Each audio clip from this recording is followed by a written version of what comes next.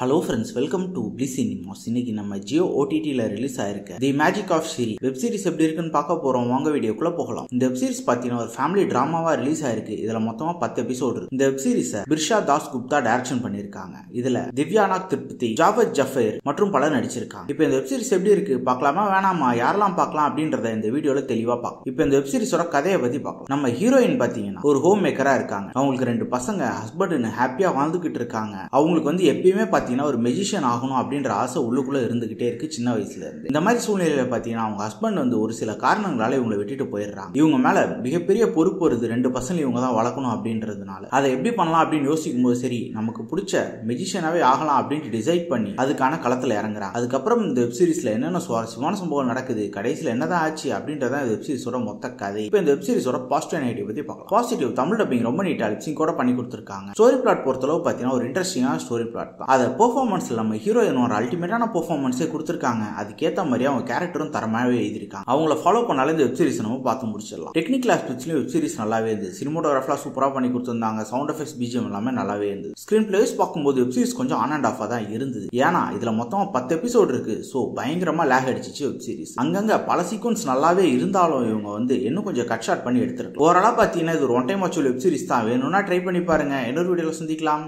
Thank you.